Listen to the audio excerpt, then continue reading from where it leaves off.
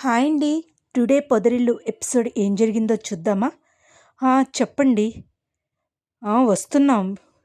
ఆ! కన్నాకి ఆకలేస్తుందంటే రెస్టారెంట్‌కొచ్చి తింటున్నాం. వస్తున్నారు కదండీ!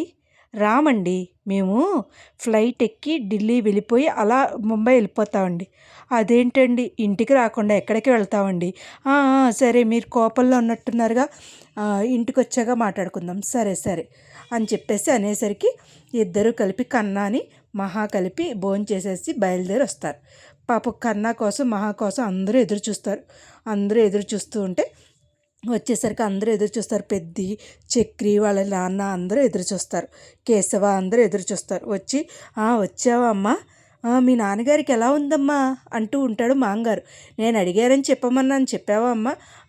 చెప్పానండి అని అమ్మ పెద్ది అంటాడు. అమ్మ లోపలికి రా అమ్మా మహా అని అనేసరికి లోపలికి వెళ్ళేసరికి మహా ఏడుస్తూ ఉంటుంది.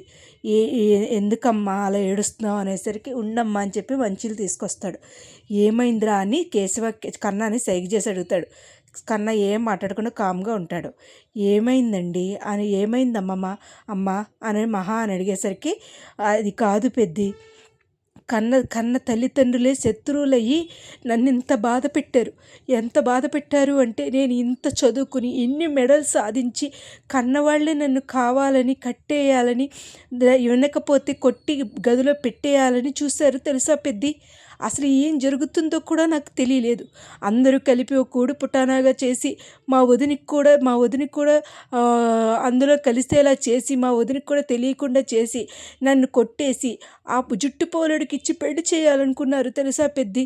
అసలు అంతకన్నా బాధగా ఉంది, నాకు చాలా బాధగా ఉంది పెద్ది. ఎందుకంటే ఎన్నో మెడల్స్ సాధించి ఎన్నో రకాలుగా నేను బాగా చదువుకుని ఇంత సాధిస్తే ఆ సర్టిఫికెట్లని కాల్చి బూడి చేసేసారు పెద్ది. నా మనసు ఎంత బాధపడిందో, ఇంత కష్టపడి చదివాను పెద్ది అనేసరికి అందరూ స్టన్ అయిపోయి బాధపడుతూ ఉంటారు. అయ్యో పెద్ది అంటాడు. అయ్యో ఇంత పని చేశారా మరి మీ అమ్మగారు ఏమీ మాట్లాడలేదా మహా అమ్మ అని అడిగితే, అమ్మే అందులో ఉండి అమ్మేమో వదిన్ని పట్టుకుని నన్నేమో అన్నయ్య పట్టుకుని కలిపి నా సర్టిఫికెట్లని కాల్చి బూడి చేసేసాడు పెద్ది. నాకు అసలు ఏమీ అర్థం కాలేదు పెద్ది. కొట్టి నన్ను గదిలో పెట్టాలనుకున్నారు. అసలు బయటికి రాకుండా చేద్దాం అనుకున్నారు. నన్ను ఇంత బాధ పెట్టారు. ఎప్పటికీ వాళ్ళ గుమ్మం కూడా తొక్కను పెద్ది. నాకంత బాధగా ఉంది పెద్ది అని అనేసరికి, ఇంత కష్టపడి చదువుకున్నావు కదమ్మా, ఇంతలా చేయడానికి వాళ్ళు మూర్ఖులా ఏంటిది అని అనేసరికి చక్రి అందిపుచ్చుకుని, మా నాన్న కూడా ఇంత పని కూడా ఇలా కూడా చేయడు, ఇలా కూడా చేయకుండా ఉంటాడు మా నాన్న, ఇంత దుర్మార్గులా మీ వాళ్ళు ఎప్పటికీ మారని చెప్పేసి అంటూ ఉంటాడు. ఏవైనా సరే కష్టపడి ఎలాగైనా నా మేధాశక్తితో సాధిస్తానని చెప్పాను. కరెక్ట్ చెప్పారండి కేశవ అంటాడు. కరెక్ట్గా చెప్పారండి, మీ వెనకాల మేము ఉన్నాం అని చెప్పేసి వెళ్ళిపోతాడు. ఒరే కేశవ అనేసరికి, తనలాగే నాకు బాధ అనిపించింది పెద్ది, నాకు చాలా బాధ అనిపించింది, ఏం చేయాలో తెలియలేదు అని చెప్పేసి అనేసరికి, కూర్చో అమ్మ పోనీ ఏం చేద్దాం అని చెప్పేసి బాధపడుతూ ఉంటారు. ఎవరి కాళ్ళు ఎవరు పనిచేసి లోపల కూర్చుంటూ ఉంటుంది మహా. కూర్చుంటే వస్తాడు చక్రి. ఏవండి ఏంటండి అలా ఉన్నారు? ఎలా ఉంటారు నేను?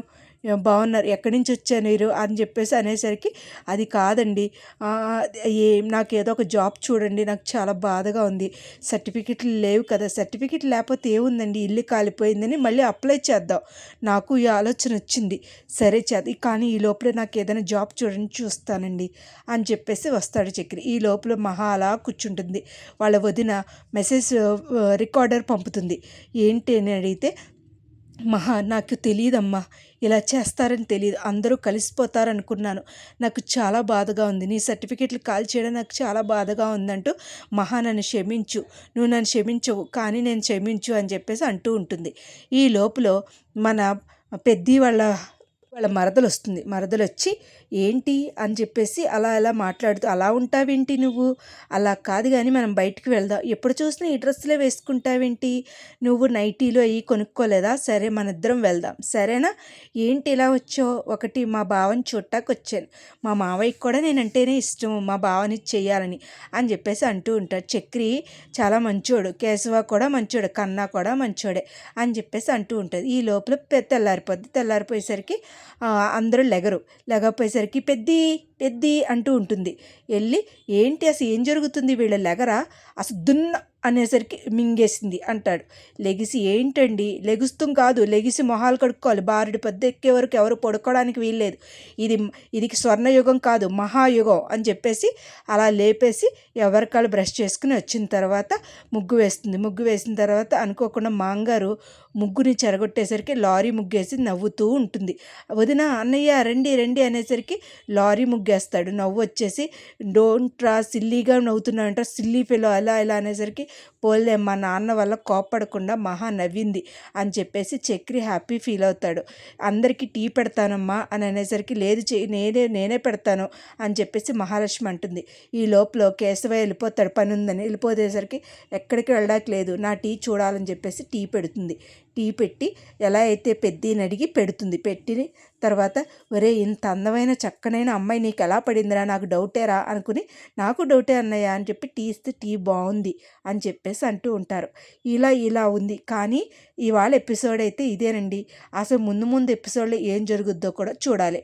ఎలా అయినా మహాకి జాబ్ వస్తుందా, జాబ్ వచ్చేలాగా చక్రి ప్లాన్ చేస్తాడా ఏంటి అనేది మనం ముందు ఎపిసోడ్లో చూడాలండి. నా వీడియోస్ కనుక మీకు నచ్చినట్లయితే లైక్ చేసి షేర్ చేసి సబ్స్క్రైబ్ చేయండి. Thank you so much. Thank you.